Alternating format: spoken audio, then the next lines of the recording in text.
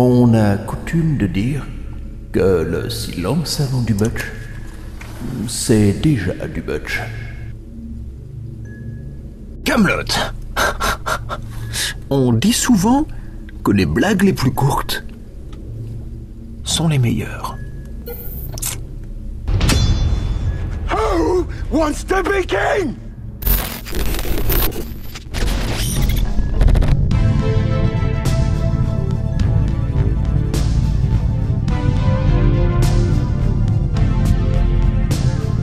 Contrôle, pourrais-je avoir une portion dégustative fruitée de format de Thiel, s'il vous plaît? À votre service, ouais.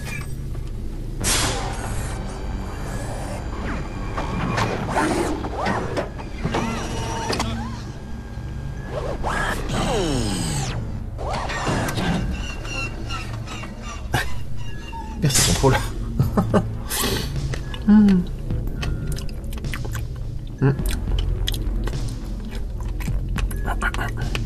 C'est bien fait, hein.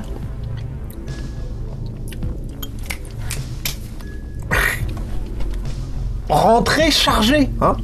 Rentrée cinéma chargée, en effet, puisque nous avons deux sorties de deux premières parties, de deux films chapitrés. Avec, d'une, Kaamelott, hein, le très attendu film d'Astier, et de deux, d'une, Kaamelott, le très attendu film d'Astier, et de deux, d'une, le très attendu Kaamelott, le film de... Merde, je me suis mis en boucle tout seul, le con. Contrôle. Alors, allez. Désolé, Butch, je n'écoutais pas. Bah oui, mais bon. Moi je tourne en boucle, personne ne me dit rien. 10 ans d'attente pour avoir la suite des séries 5-6 d'Alexandre Astier de 2009.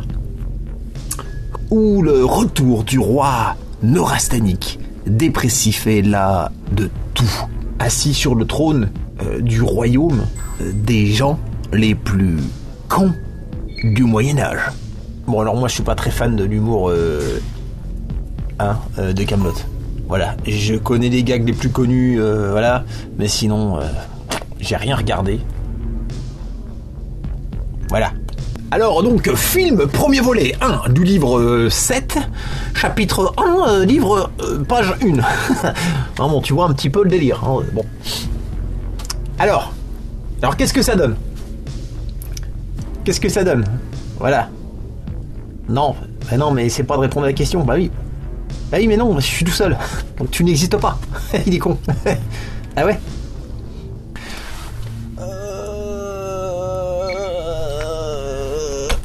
Merci. Chose qui n'est pas facile, Alexandre Astier a tout de même réussi à peu près en 20 minutes de film dès le début à nous poser les personnages et les intrigues. Ça permet quand même à un non-initié du Kaamelott Universe de pouvoir suivre l'histoire correctement. Non, mais je le signale parce que c'est loin d'être aussi facile qu'on ne le pense. Hein. Il y en a beaucoup qui se ratent dans ce genre de truc.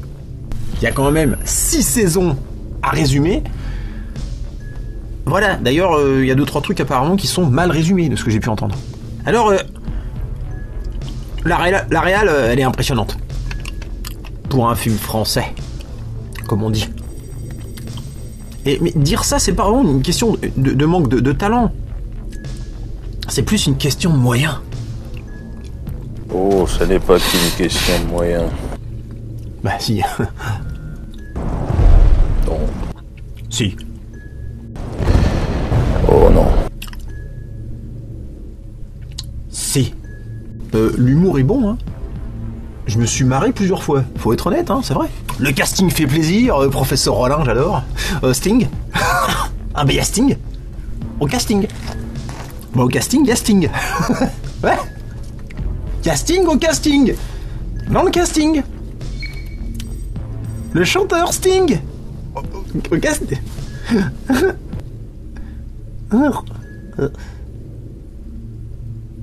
Moi j'ai pas le talent d'Alexandre Astier, j'arrive pas à faire durer les blagues apparemment. Faut être honnête, voilà. Tant que j'y suis, l'armure de Lancelot, elle est moche, hein. J'ai pas compris, c'est quoi ce truc? De toute façon, d'ailleurs, le personnage est très mal développé, on ne comprend pas ce méchant. On va me dire qu'il faut voir les autres saisons d'avant, mais ça, par contre, c'est le personnage qui l'a raté. Dans son résumé du début, là, c'est lui. Hein. On ne comprend rien de ce bonhomme. Il ressemble à rien. Quand tu rates le méchant, c'est pas bon. Hein. C'est que le film part mal. Y a Clavier. Christian Clavier, ouais. Ça me dérange pas. Franchement, il y en a qui l'ont trouvé saoulant. Moi, je trouve qu'il fait du clavier. Franchement, c'est loin d'être le pire boulet de l'histoire du cinéma français. Hein.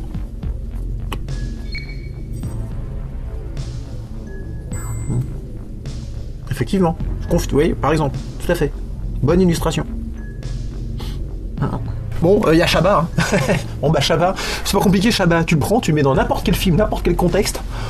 Il inonde et irradie naturellement le film de son aura comique, sans forcer. Donc lui... Alors j'aurais 4 trucs à reprocher au film. C'est quand même pas mal. Il y a 4 défauts, dont un seul impute réellement à Alexandre Astier. Si ça peut le rassurer, voilà. Le souci, c'est que Kaamelott ne réussit pas à proposer quelque chose de mieux que ce qui a déjà été fait dans le domaine. C'est bon, mais pas assez. On est quand même en 2020. Et il s'est passé des trucs avant. Il y a eu des films et des séries. Premièrement, l'humour. L'humour. Les Monty Python avaient déjà bien secoué le vanitier, hein. Le vanitier. C'est un arbre à vannes. Tu secoues, les vannes, elles tombent. Voilà. Bah, au bout d'un moment, il n'y en a plus, quoi. Avec le très célèbre Sacré Graal, hein. Référence ultime dans le milieu. Il y avait eu aussi Les Visiteurs qui étaient marrants, mais dans un autre délire. Hein, on jouait plus sur ça jouait plus sur le décalage temporel. C'était pas vraiment le baby humour. Mais le Sacré Graal, c'est carrément l'humour d'Astier. Hein. L'humour. 2. Le grandiose et le spectacle. Du grandiose, de la méga bataille, des reconstitutions historiques.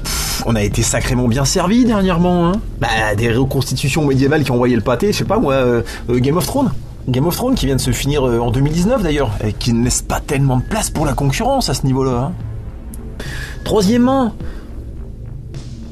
quant à faire une énième adaptation de la légende arthurienne, sous le prisme de la blague, pourquoi pas.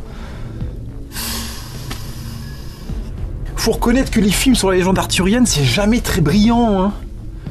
Voilà, à part Excalibur et Merlin l'Enchanteur. Bah non. Enfin, l'Excalibur, c'est les armures qui sont brillantes, hein. Pas le film. Ne nous méprenons pas. Oui, parce que finalement, le seul qui m'a toujours éclaté, c'est quand même le Disney. Simple, mais fun. Bien foutu, je sais pas. Excalibur, voilà, et regardez-le, vous allez voir. Hein. Ils ont sorti Lancelot dans les années 90 avec Richard Gere.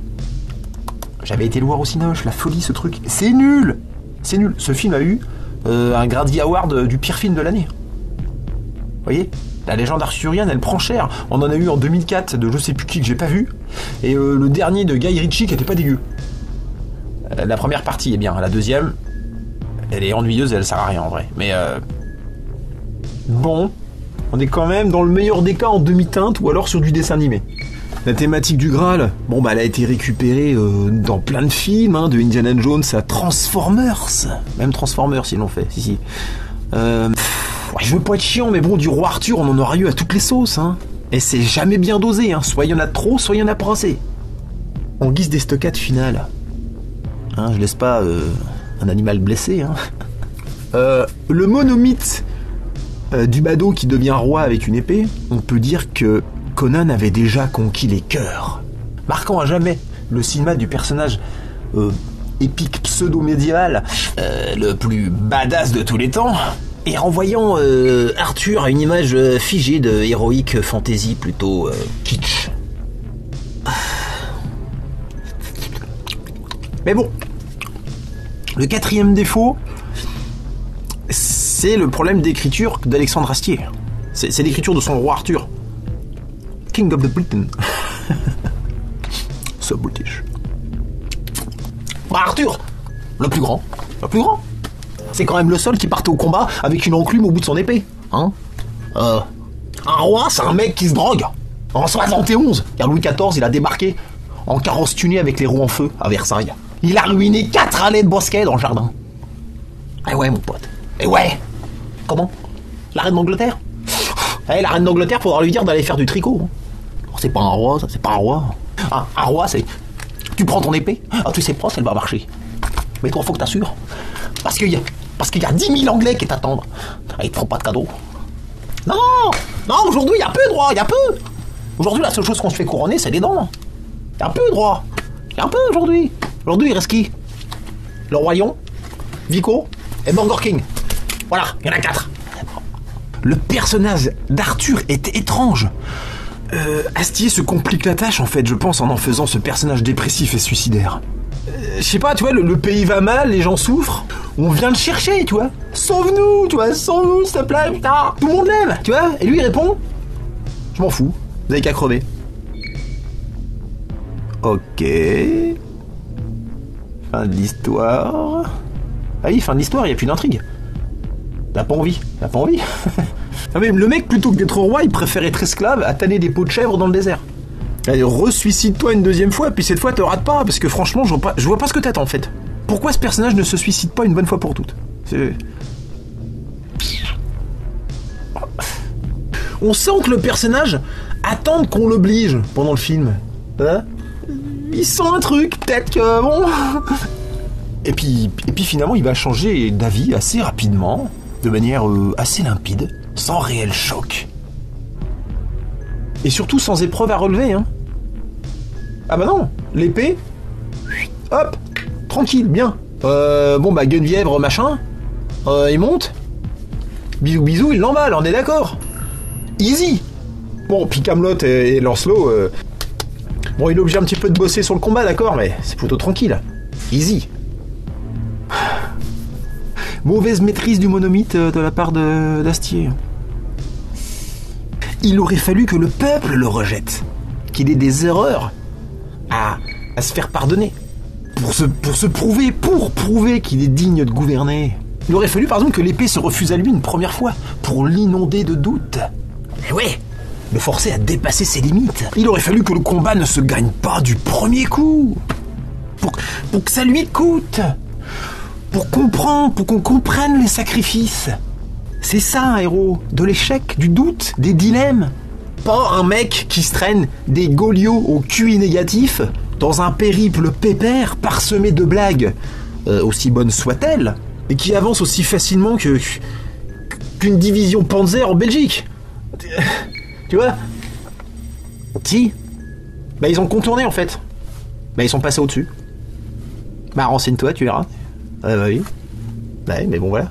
Au passage, on note l'excellente série Viking. Excellente production, qui plaçait aussi la barre très haut dans ce style, hein, avec son très charismatique Ragnar, et qui réussit son personnage de roi torturé, là, vous voyez? Là voilà, hein, des épreuves, du doute, du drame. Hein? Eh ben, c'est ça qu'il faut. Pas One Punch Man chez les Saxons. Le gars il arrive, bonjour, bah, terminé. One Punch Man. Bon.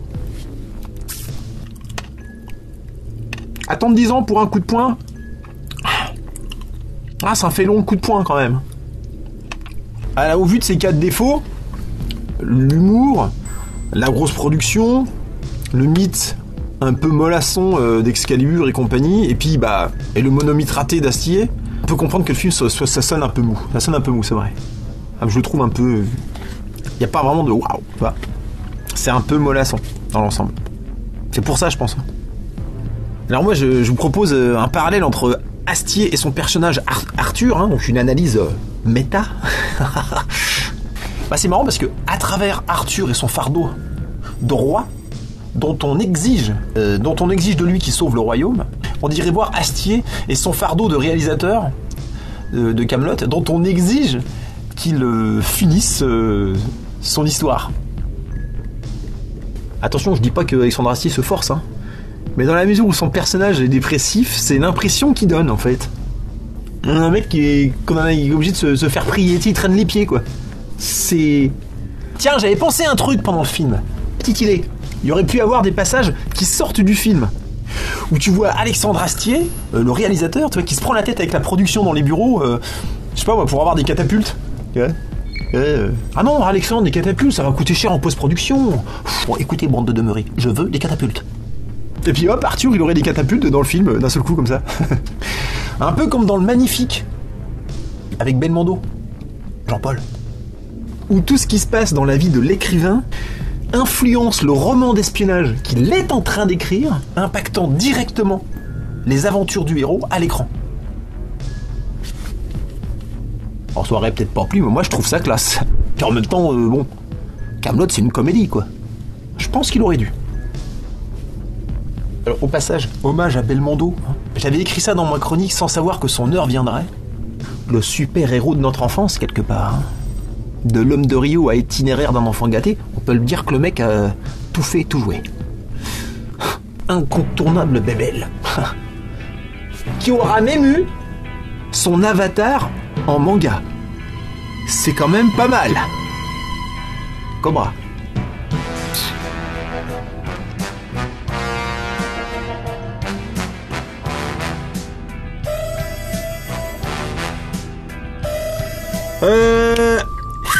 Conclusion. Conclusion ou pas? Hein, voilà. Je me dis que Astier, il a pas besoin de faire des trucs grandioses en fait.